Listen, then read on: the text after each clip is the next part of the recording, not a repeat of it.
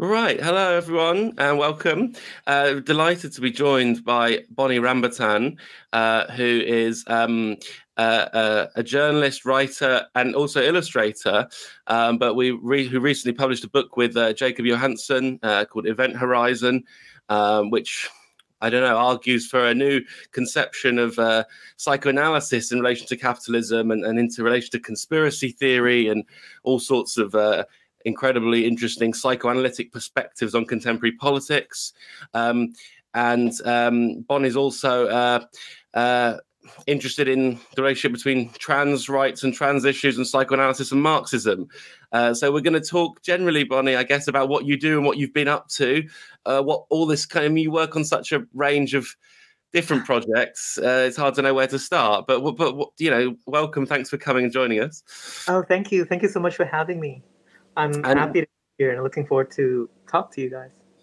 Yeah, I don't know where we should start. I mean, what are you? Tell us what you're working on at the moment, and also what your kind of trajectory's been like. How did you?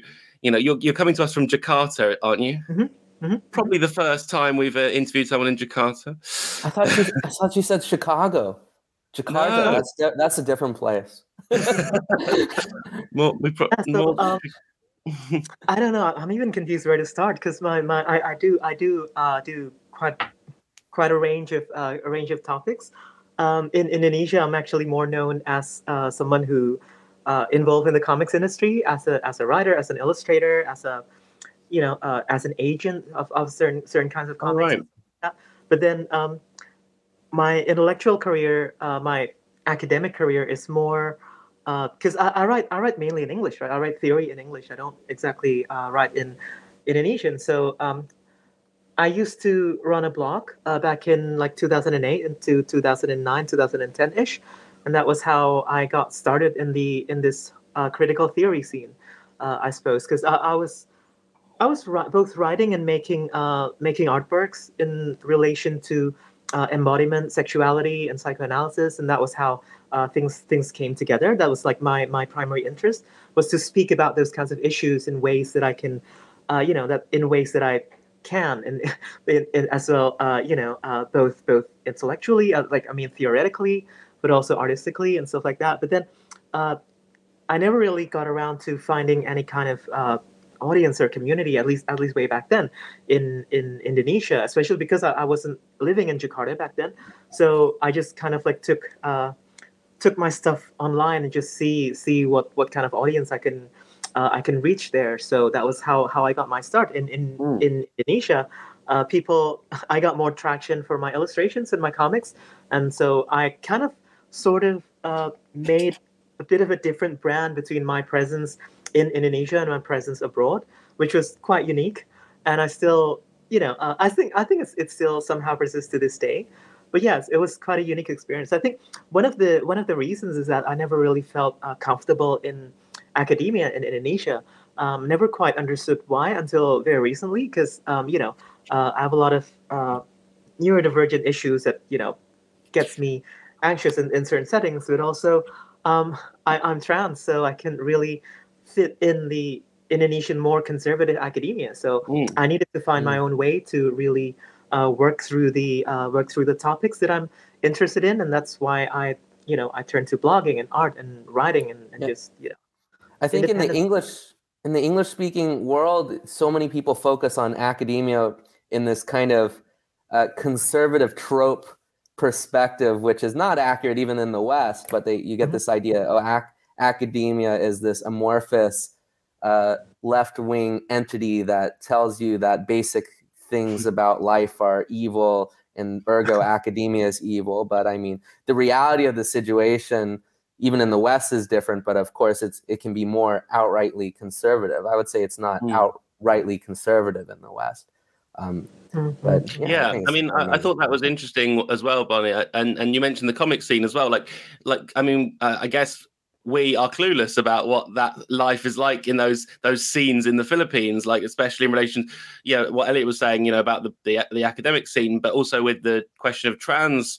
What are those scenes like? Is the comic scene quite quite sort of open-minded and socialist and left-wing. And how does it compare to the academic scene? And actually, yeah, Indonesia, by the way, not the Philippines. So a bit of correction. Oh yeah, of course. I actually wrote comics because I wanted to get ideas out in ways that people can understand, and then because it's comics, it goes under the radar most of the time. So I started writing very left-wing comics about issues that are supposedly not allowed for. It's pretty risky to write about left-wing issues in Indonesia because it's one of the countries that where communist symbolism is strictly forbidden by the state, and you could go to jail by if you become very explicitly use those symbolisms and stuff like that. But by comics, I could actually write some superhero story or detective story, and then bring up those kinds of issues in a more subtle way, and readers will get it. But then at the same time, it's not that explicit. A lot of my friends told me that how can you get away with writing these kinds of stuff, and I said, yeah, it's the medium allows for that kind of exploration.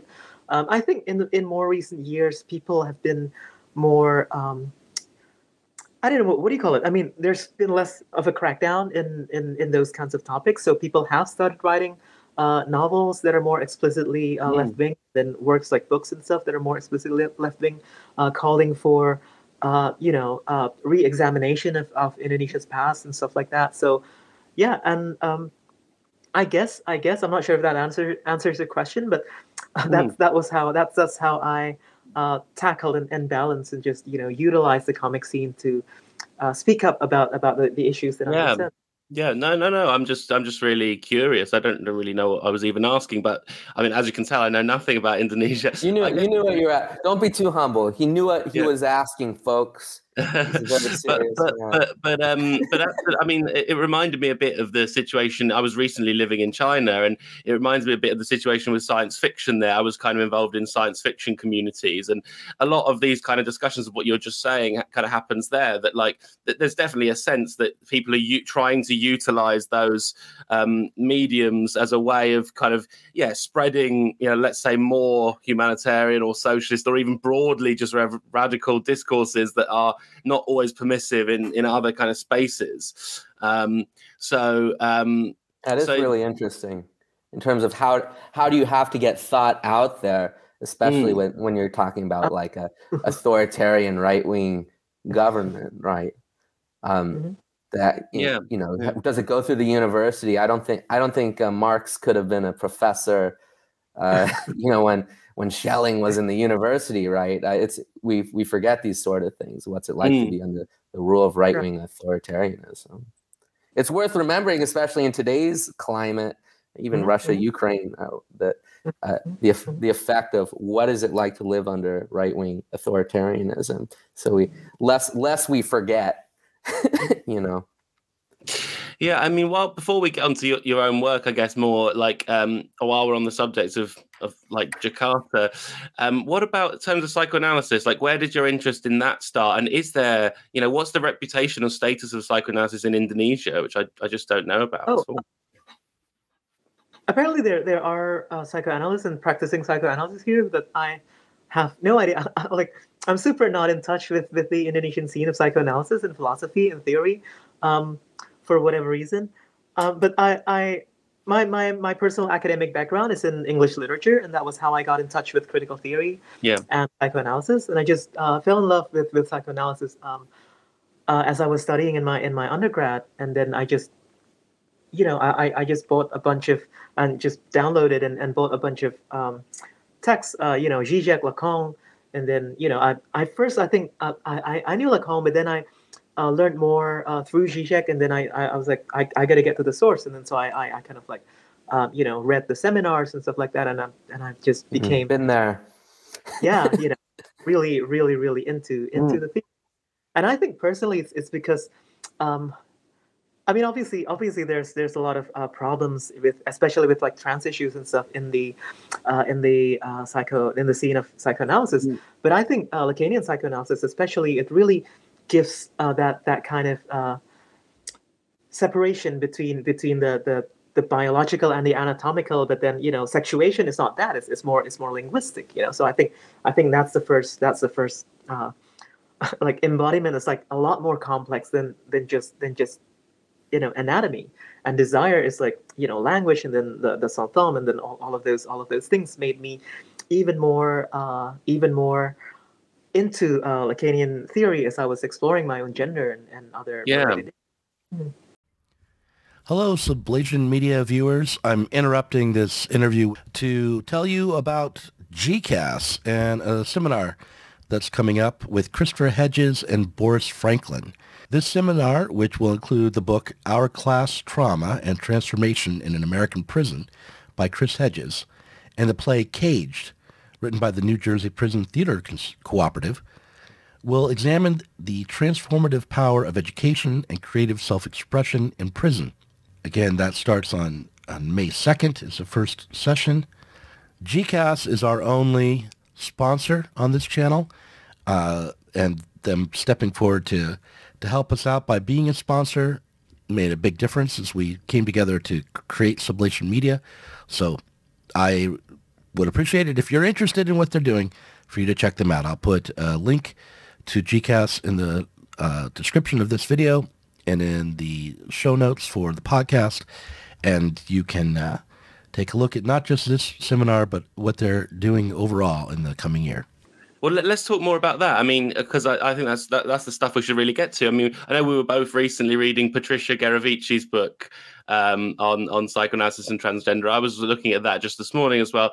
And there she does also make a case that, psychoanalysis, and especially some kinds of Lacanian psychoanalysis, can be allied with, the improvement of understanding of gender and sexuality and stuff in exactly the ways you're describing. So, can you say a bit more about how you feel like, because obviously, as you said at the beginning, like just then, clearly there is on the one hand the opposite assumption that, and not incorrectly, that psychoanalysis in a sense belongs in a time before we were having these discussions, and has some problems in the way it approaches those things.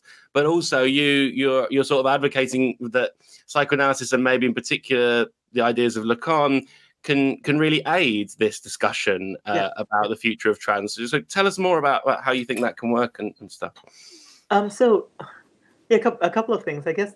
I agree with Patricia Gerovici in that we should be shifting not only Lacan, but the later Lacan, especially with the Santon, in that it's not exactly a symptom to be interpreted and to be disciplined into into certain kinds of neat little boxes, but then it's also the way that people arrange their desires and their identities, and just how to live, how to work around the real void, the lack at the center of the subject, and all of that. I find that very, very fascinating. I think in my book, I also advocate, especially in the later parts, that we should really push beyond Lacan, the later Lacan with the Santom, and then what we can do to expand that, because I do believe that this. I think was it Benjamin Noyce? I think it was Benjamin Noyce who said, we could go further and say that not only that these kinds of symbolic fiction, we apply that kind of critical Lacanian reading to ideology, but also to the Lacanian field itself.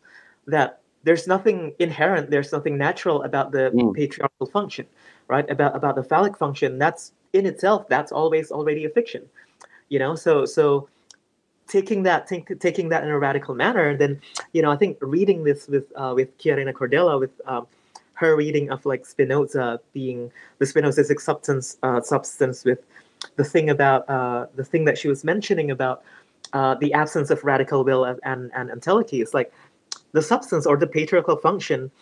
It's not inherently true. It doesn't have its particular direction. We assign it a particular direction. Right.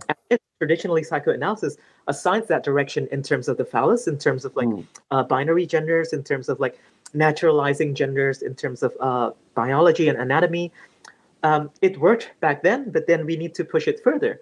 because there's nothing essential. There's no essential truth even in psychoanalysis itself. So well, there's an essential truth to the discourse of the other as well, right? Which is what even Freud missed in terms of Freud kind of desired to be this sort of neurobiologist before neuroscience, and but then he settled on psychoanalysis. But Lacan really kind of put the discourse front and center, and the discourse of the other cutting, in terms of, we like to think of, what is this person?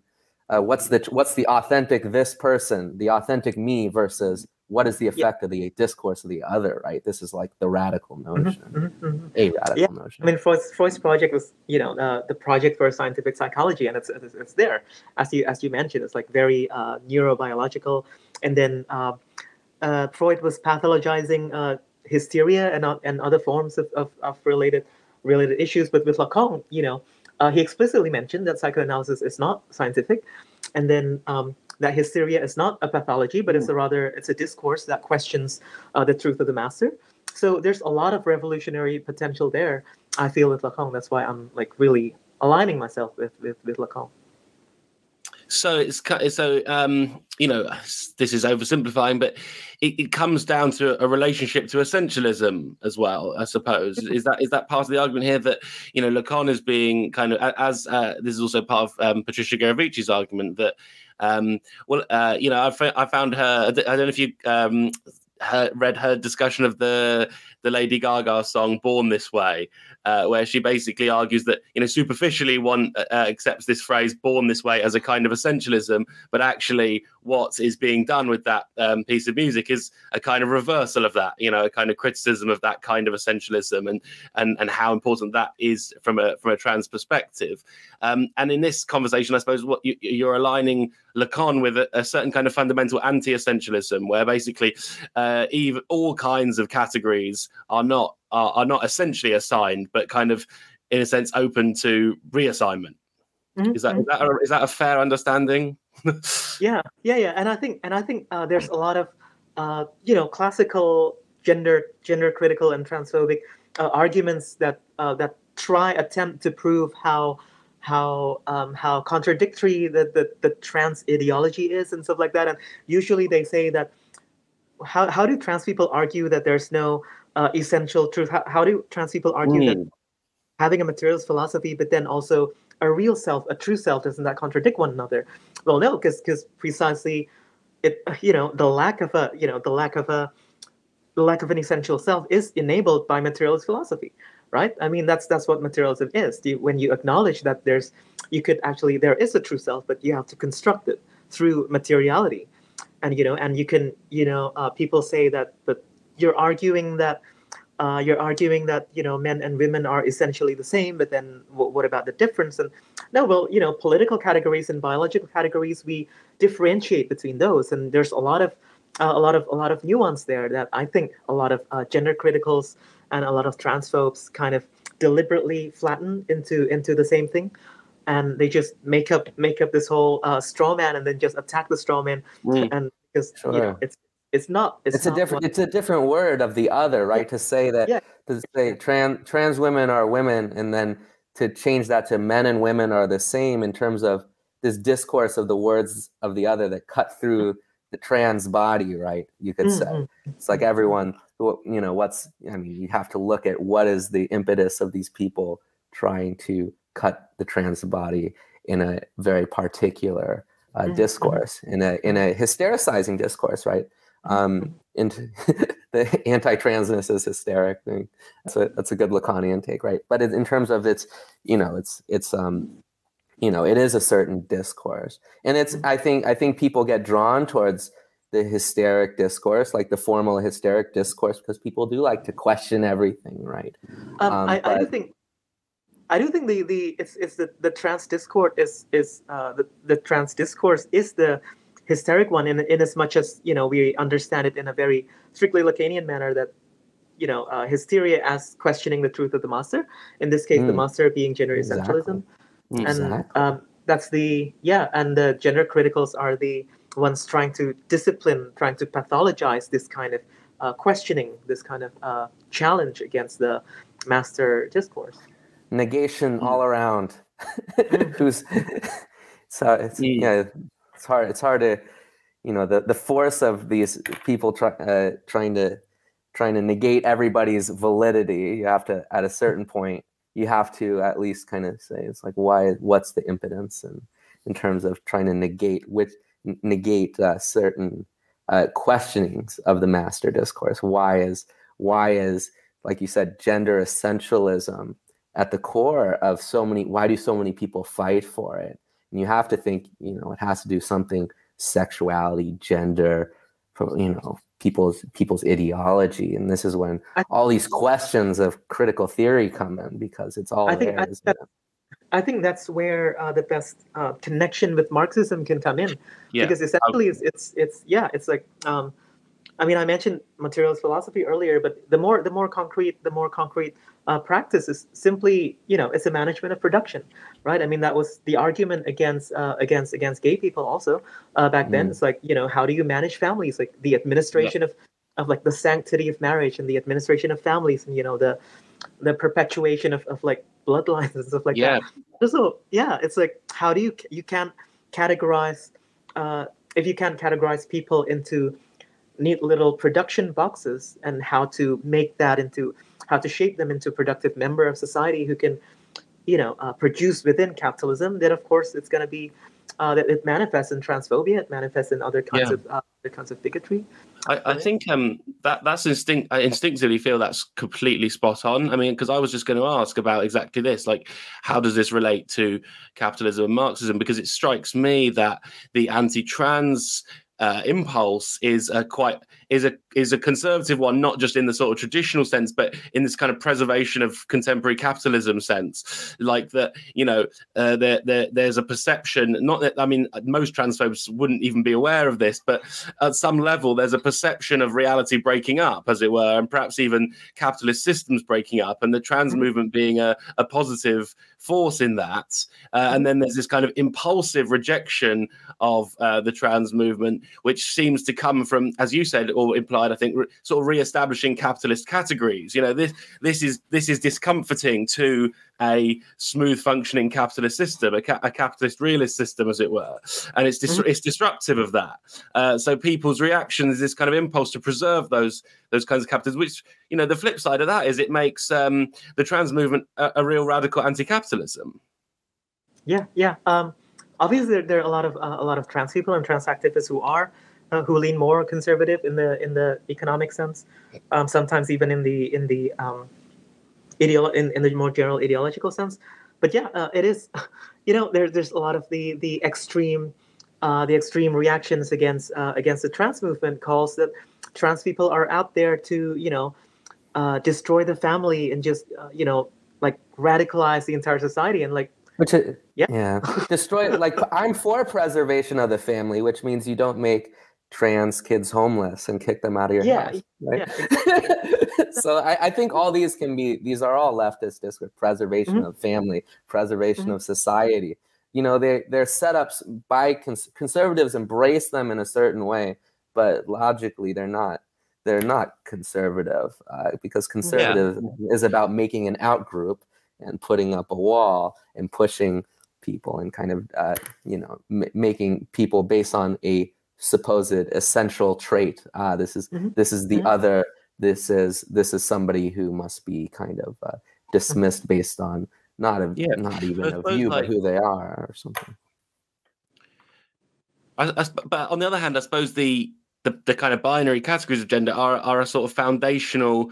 They're connected to the foundations of capital. I remember reading when I was just an undergraduate student, it's Claude Lévi-Strauss book, The Elemental Structures of Kinship, you know, which really kind of shows that basically at the beginning of it all, the assignment of gender is part of a sort of structure of marriage and organizing people according to sort of profitable units and so on. So, you know, is it am I right? Is this the sort of right way of thinking about it, Bonni, that these categories are like, you know, they go very deep into the roots of this kind of capitalist system as we know it, and so shaking them represents a kind of shaking of that system itself.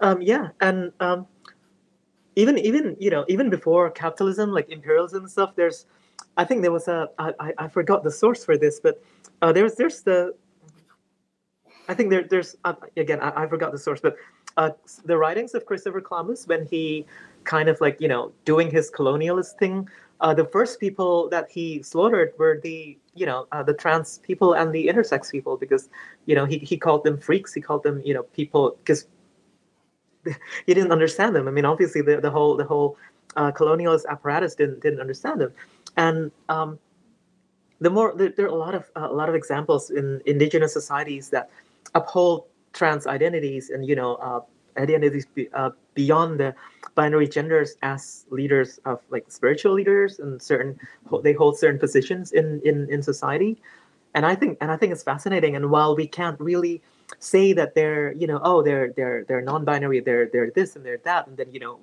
we can't reappropriate like I can't say that I'm a two-spirit, because that's like definitely not my culture and not my kind of spirituality and all of that. So there's a lot of risks there. There's a lot of anachronisms involved. But at the same time, I think it's important to note that these constructions of the binary gender, they have always been important to as a tool of like control and discipline in society. But then you could either people who are outside of that, you could either say that they're freaks of nature that must be abolished, or you could put them in certain kinds of positions, like spiritual leaders or whatever. And obviously, it's better to put people in revered positions instead of like being slaughtered. But at the same time, that's also that also needs a bit more criticism, a bit more of a critical approach about how the relationship works over there. But that's why I'm also interested in these construction of like humanity and non-human philosophies, and because they tend to be a lot more respectful for First Peoples and indigenous customs and the relationship of people with nature. And that ties a lot with gender relations. Yeah, Bonni, you talked a bit about the non-human philosophies. Can you tell me a bit more about what how you use kind of philosophies of the non-human in relation to psychoanalysis and transness? I think we haven't really gotten there yet. Yeah, no, I'm just talking about like the general new materialism and the non-human turn. So like object-oriented psychology and Timothy Morton's works, which is also new materialist and Tribolo and stuff like that. But especially because as a trans person, and being familiar with how, because people like to say that, oh, you can change your gender but you can't change your sex, but it's actually the other way around, right? I mean, I've always been this gender, and then if people when people go on hormone replacement therapy and then surgeries and stuff, they're changing their sex, they're changing their anatomy, right? So I'm asking, I'm trying to delve into this in ways that are like, okay, so what does this mean philosophically, right? How do we relate with like Timothy Morton calls it the subsendence of our bodies, right? Because our bodies are more than ourselves, like our gut bacteria and stuff like that. But with trans people, it's like, what about the hormones, like the functioning of the hormones that ties more directly to the healthcare system in our society, and that also ties to like the bureaucracy and transphobia and stuff like that. So that's like something that's that's outside in society, but it's a very biological thing that we put inside our bodies to reconstruct our bodies. So like there's this strong sense of the objectness of embodiment, looking at our bodies as certain objects that we can modify, but we have to go through these kinds of like gigantic structures. So like is gender and like gender relations can be thought of as also a little bit a bit different, not exactly the same, but the hyper object, right? Not the hyper object is like huge thing as like capitalism or something, but also gender relations have ties to that and have ties to like the healthcare system and bureaucracy, how our hormones produce and how do they get into our bodies, and like these kinds of things, like the solidarity between DIY trans people who don't have access to healthcare, all of those things. I think that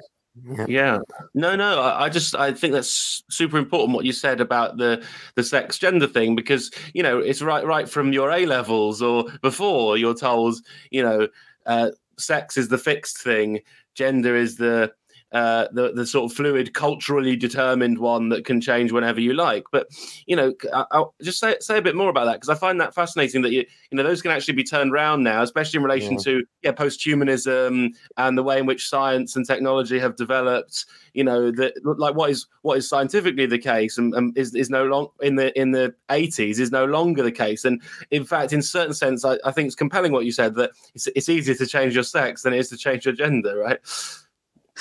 Yeah, because gender is it is something that's like fluid and socially constructed and stuff like that. But also, it's the way we arrange our being, our desires, and our the way we make sense of the world, the way we relate to the Lacanian real, so to speak, right? So that's while we can change that, and of course it can be fluid, it can change throughout life, but to deliberately change how we structure our jouissance, our enjoyment, and the way we make meaning in society, that's not easy, and most of the time it's not even necessary, right? But right now, a lot of trans people say that living as a trans person feels like living in sci-fi, because you could actually just take hormones and change your body. You could there are surgeries available, like various kinds of surgeries available in order to change your sex, especially when you consider the fact that every cell in your body changes every 7 years.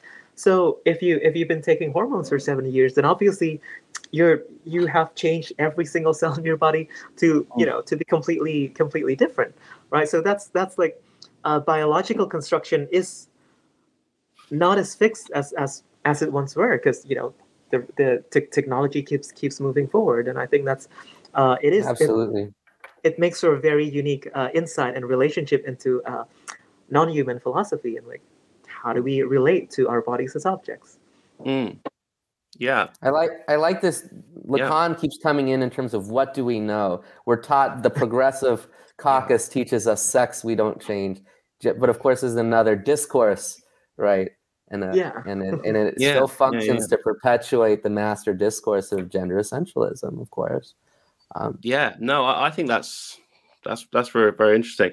I wanted to go back to one more thing. Sorry, I'll let you ask something in a minute, Elliot. I just want to pick up on one more thing that you mentioned, Bonni, in that when you were talking about the question of indigenous histories, sort of revering. And I think I've understood your point, that obviously better to have the non-binary figure, as it were, revered as this kind of almost spiritual, godlike other, than to outcast them as a kind of monstrous other. But still, both are bad in a sense, because they both rely on a certain kind of like, okay, society functions with this gender, and then there are these abnormal others who.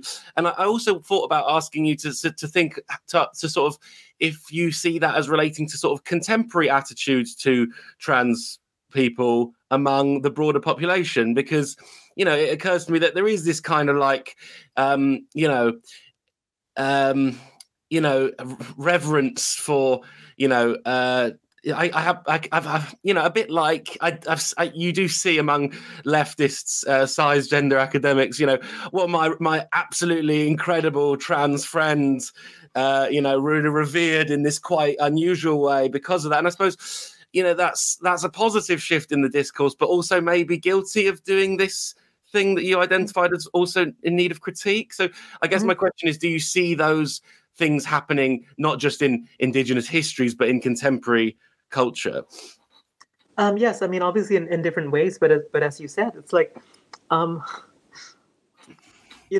real equalities when we, because I was raised in a Muslim household, so I'm allowed to say this.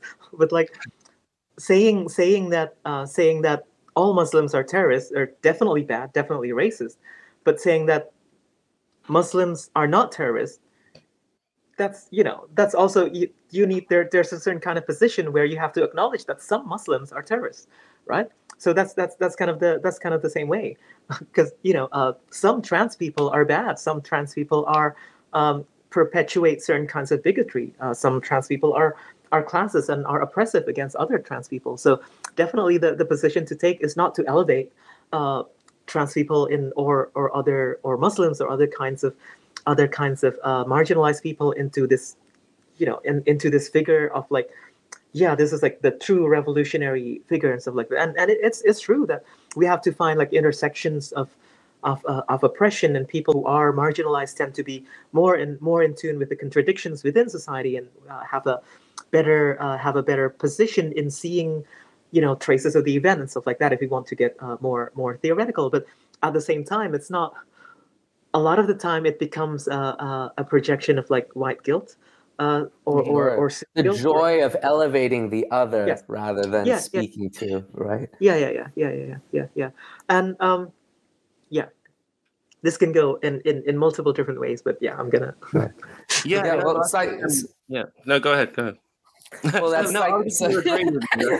well, that's psychoanalysis. You've gone blurry. All I was going to do was agree.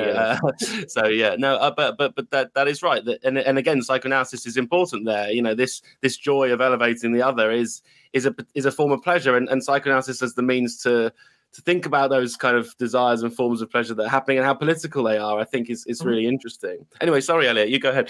Oh, yeah. But I mean, to accept this incompleteness, this is what neoliberalism can't do, is it never accepts the incompleteness. It always has the joy and the elevation, but misrecognition of what the conservative other is, right?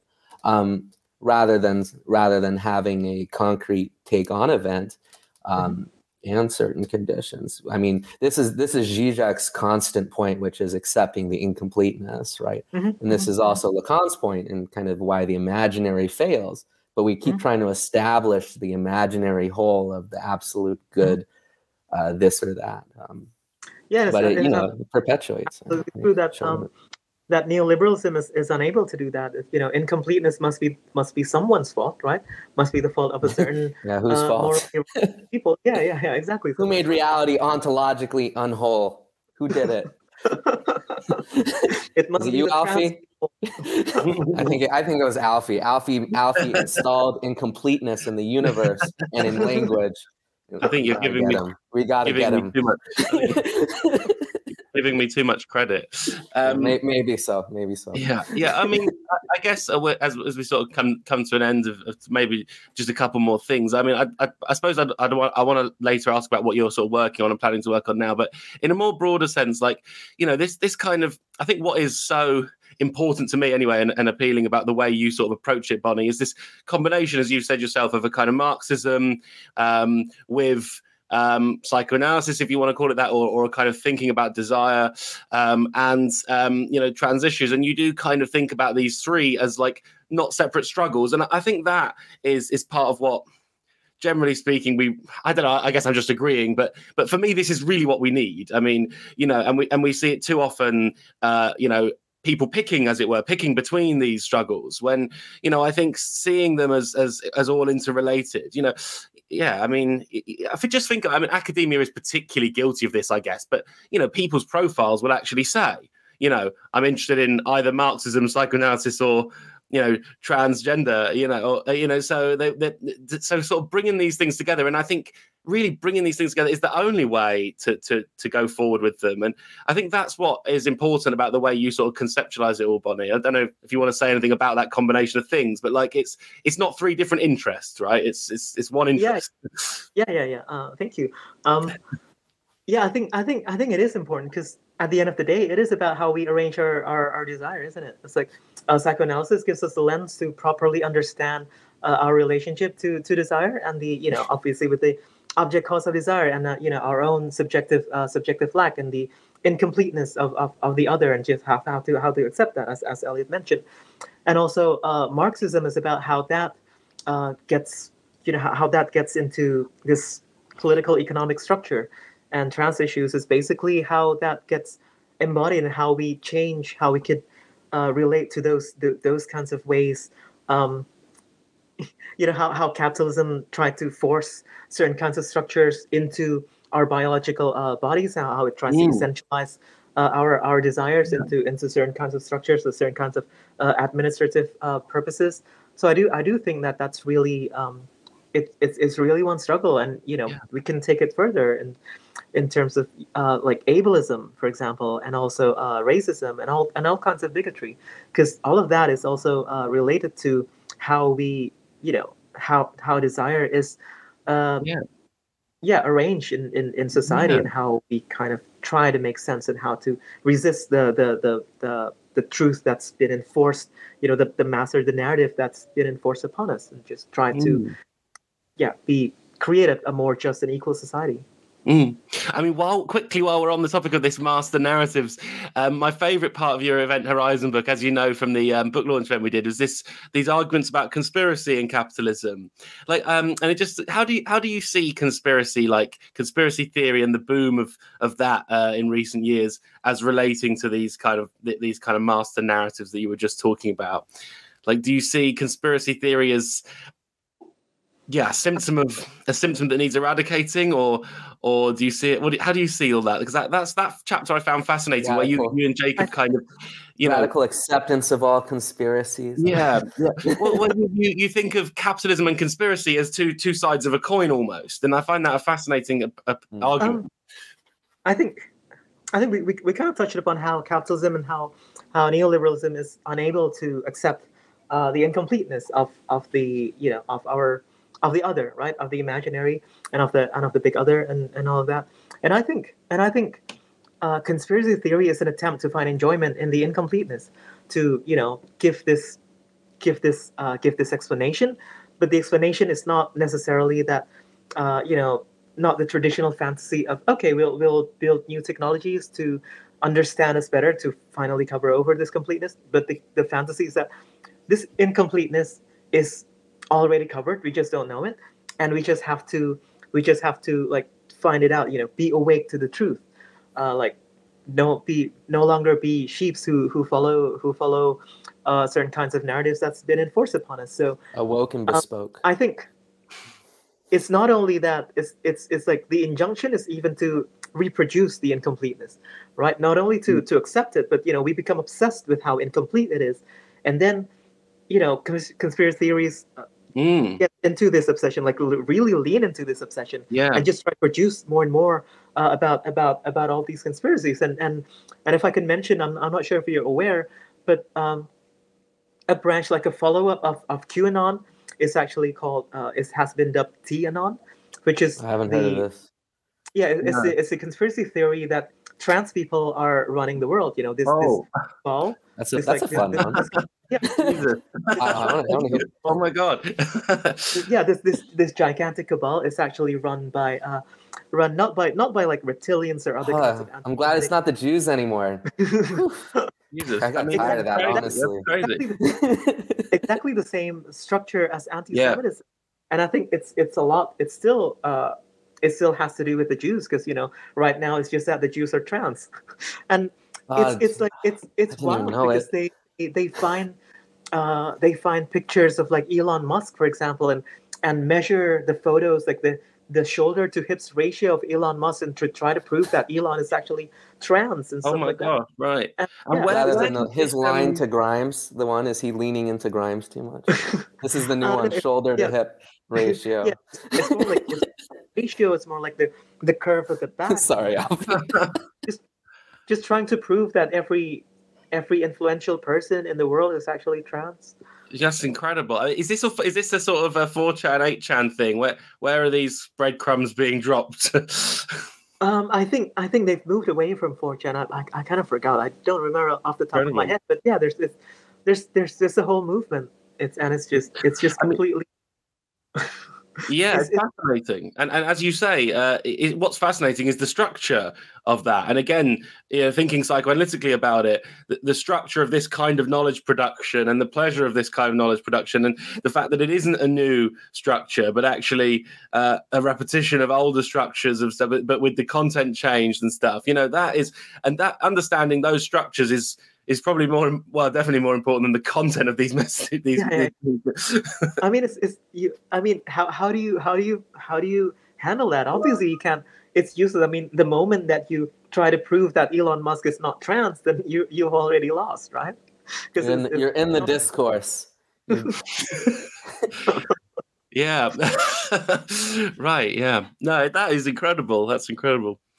And so last thing, I mean, I don't know if you've got one more, Elliot, but for me, the last thing would just be to, we're talking about this, we've thought about, just from a personal perspective, you mentioned you did literature, I did literature as well, but like, and again, like you, it came through film criticism and things like that, reading psychoanalysis and Lacan, but like, these things, in a sense, these three parts, or what we've listed as three parts, I'm sure there's more parts, but a kind of Marxism, a psychoanalysis, and a transgender approach. Did these three things come in your life at one and the same time, or at three different times? Yeah, definitely different times. I think Marxism definitely came first, especially with the history of Indonesia. The more I think I lean more into Marxism, the more I was made very politically aware since I was, how old was I? 10, 11. Yeah, I was about 11 years old when the Indonesian Reformation happened and the new order, like the military regime, kind of fell. And then, like, at the time, even 4-year-olds were talking politics, right? It was that kind of atmosphere in Indonesia. So I became aware of that, and I became aware of my own family's history of like oppression and of the of activism and of all of these things. And then I became interested in Marxism. I mean, obviously, I wasn't reading Marx at the age of 11 and 12, but yeah, I've been interested in like leftist and radical issues. I started reading them, I think, sometime around high school, and then I only got exposed to psychoanalysis during my undergraduate years. And trans issues was relatively recent for me because I didn't realize I was trans. In fact, when I started Event Horizon, I didn't even realize that I was trans. Like, quite new. Yeah, I was actually like, the more stuff I read, and then because I was in quarantine, then I had more time to read stuff and then understand more about myself, like explore, have more time with myself to explore my own gender, and then that's when, I mean, obviously, I learned about trans issues and like trans theories before then. I just didn't apply that to myself. I didn't put up the mirror to myself, so it was quite recent. That's fascinating. Was it like quite a moment of realization, or quite a gradual process? Like, how did that? Yeah, well, you that's fascinating that this happened during lockdown. You were sort of able to, and it came through reading. Also, I think that's interesting. Like, and the effects of reading and stuff like that. I think that's good. Reading and a lot of YouTube video essays, especially like from Natalie Wynn and Abigail Thorne. Philosophy, because they make lots of excellent theory videos, obviously. But yeah, it's kind of like, I forgot who says this. The quote about falling in love is like gradually, then all at the same time, and that's how trans realization felt to me. For the first time I didn't realize, and then I realized gradually. But when that realization hits, and I just couldn't deny it anymore, then everything just happened at the same time. So yeah. Oh, that's really, really interesting. Brilliant. Well, it's just so fascinating to hear, not your own account, but also it's all of the politics and interest that you've been working on. And as I said before, I think the way in which you write about this and think about these things as being connected is precisely what's needed. It's extremely refreshing and hopeful, I think. Thank you. Tell us where people should find you, what you're working on now and things like that. Have you got more stuff coming out? Event Horizon is not so long out, like a month ago came out, which is a great book people should read. But what else should people do, Bonni, to look at your stuff? I'm really bad at this. I mean, I'm really bad at social media and managing my own profiles. Like, I only use Twitter, which is at Bonnibel_R, BONNIBEL_R. Feel free to follow me there. And I'm working on a couple more stuff. I mean, generally, I put out short comics, mostly but not always, about transgender issues. But also, I'm trying to do a follow-up with Jacob as well to our book. We can't really talk much about it yet, but I feel that it's only been out for a month, but we actually finished that book like over a year ago. So there's just a lot of new things that have come out, like, for example, crypto and blockchain, and also issues about the environment, and issues about like my own trans experiences, my own recent trans experiences, and how that's been related to not only like capitalism in general and social media, but also object-oriented ontology and new materialism and all of these new kinds of thinking, and how to maybe like synthesize, not exactly synthesize, but how they work together with psychoanalysis, with our other perspectives. So we're kind of working on it. It's a bit too early to say what exactly what our work will be, but yeah, we're trying to explore those kinds of connections further. That's great. I mean, I've already had so many. I'm glad you're doing that. I've already had so many sort of interesting conversations with people about your book. So it clearly produces a lot of good discussion, and there's a lot more to be said, and so on. Where can we? I love the S word, the synthesize word, because it does troll people in philosophy. Although Kant uses it, and also Freudian dream analysis is very synthetic as well, right? That's true. Where are the comics? I was just going to ask. It's in a few different places. I mean, it depends, because I usually work with like either like small online publications or sometimes larger online publications. Sometimes print books. Just anyone who wants to work with me in comics. Actually, sadly, I know I should be making like some kind of website to just you should showcase everything. Yeah, I don't. We'll be on your Twitter when you make it, right? Yeah. Anyway, this has been really fascinating. So, thank you for doing it, Bonni, and hopefully we'll talk again soon. Really looking forward to the next book already. Thank you. I hope we manage to actually work on it intensively soon. So, sure you will. All right. Thanks everyone for listening as well. See you next week, hopefully.